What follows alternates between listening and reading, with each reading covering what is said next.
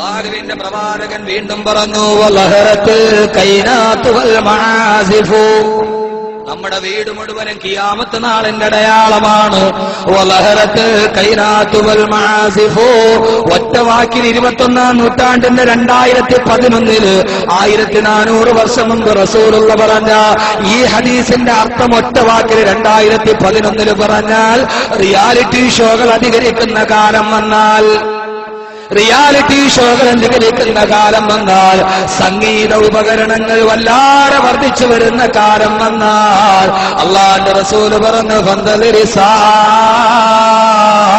നിങ്ങൾ ഖിയാമത്ത് നാളിനെ പരീക്ഷിച്ചുകൊള്ളുക. റിയാലിറ്റി ഷോകൾ അധികരിക്കുക. 40 കഴിഞ്ഞവനൊരു ഷോ, 45 തീർന്നവനൊരു ഷോ, 60ലേക്ക് കാലെടുത്തവന് മറ്റൊരു ഷോ, 18 കഴിഞ്ഞവന് വേറൊരു ഷോ, 12 കഴിഞ്ഞവർക്ക് വേറൊരു ഷോ, തലമുടി നരച്ചവനൊരു ഷോ, നരക്കാത്തവനൊരു ഷോ, മുട്ട് മടഞ്ഞവനൊരു ഷോ, ഇങ്ങനെ 10,000 ഷോകൾ വന്നാൽ മാപ്പിളപ്പാട്ടിനൊരു ഷോ, മാപ്പിളയല്ലാത്തതിനൊരു ഷോ.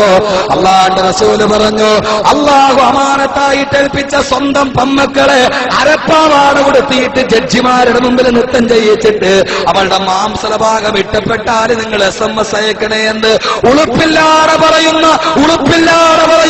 ഒരു സമൂഹത്തിന്റെ കാലം വന്ന ആയിഷ ബീവിയിട്ട ഖദീജ ബീവിയിട്ട തട്ടം തലയിലിട്ടിട്ട് റിയാലിറ്റി ഷോകളുടെ സ്റ്റേജിലിരിക്കുന്ന പെണ്ണിന്റെ കാലം വന്ന പൊന്നുവോളെ എന്ത് കാണാ നീ കാണിച്ചു പോയത്? ആയിഷ ബീവിയിട്ട ഹിജാബല്ലേ, ഖദീജയിട്ട ഹിജാബല്ലേ, ഫാത്തിമയിട്ട പർദയല്ലേ, ബഹുമാനപ്പെട്ട മൈമൂന ബീവി ഇട്ടിരുന്ന ഹിജാബല്ലേ, ആ ഹിജാബിട്ട് മദീനത്തിന്റെ മണ്ണിലൂടെ നടന്നതല്ലേ?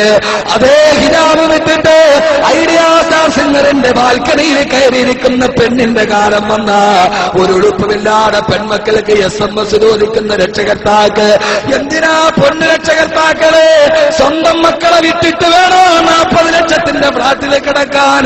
അങ്ങനെ ഒരു സൗകര്യം നമുക്ക് എന്തിനാ? ചെറ്റക്കുടിൽ ജീവിച്ചാലും അള്ളാഹുവിന്റെ സ്വർഗത്തിലോട്ട് കൈപിടിച്ചു പോകുന്ന പൊന്നുമക്കള് വേണ്ടേ? അള്ളാഹുവിന്റെ റസൂല് പറഞ്ഞു, ഭാഷ കടുത്തു പോയാൽ നിങ്ങൾക്ക് ആർക്കും ഒരു പ്രശ്നവും തോന്നരുത്. ചില ആളുകളൊക്കെ ഇതിപ്പോ ഹലാലാണെന്നുള്ള രീതിയിലാണ് ചെയ്യുന്നത്. അത് പട്ടുറുമാലാണെങ്കിലും കുഴപ്പമില്ല, മാപ്പിളപ്പാട്ടല്ലേ. ഏത് മാപ്പിളപ്പാട്ടാപങ്ങള്, ഏത് പട്ടുറുമാലാപങ്ങള്? അല്ലാഹുവിന്റെ റസൂല് പറഞ്ഞു, വാദ്യോപകരണങ്ങൾ വർദ്ധിച്ചു കഴിഞ്ഞാ പന്തലിരിസാ, പെണ്ണുങ്ങള് കഥാപ്രസംഗം പറയുന്ന കാലം വന്ന, പെണ്ണുങ്ങള് നാടകത്തിനിറങ്ങുന്ന കാലം വന്ന, കഥാപ്രസംഗം ഇന്ന് സ്ത്രീകളിൽ സുലഭമാ, പരിശുദ്ധ ദീനിനു വന്ന ഗുരുതര രോഗമാ.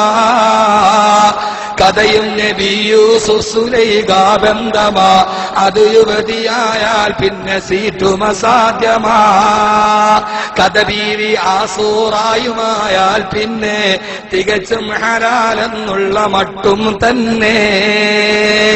തഴവാ ഉസ്താദ് പറഞ്ഞതുപോലെ അതുകൊണ്ട് വാദ്യോപകരണങ്ങളുടെ അതിപ്രസരണം വന്ന അള്ളാന്റെ ഖുർആൻ പോലും ഓതുന്നത് വാദ്യമേളങ്ങളുടെ അകമ്പടിയോട്. അള്ളാഹു നമ്മളെ കാത്തുരക്ഷിക്കട്ടെ.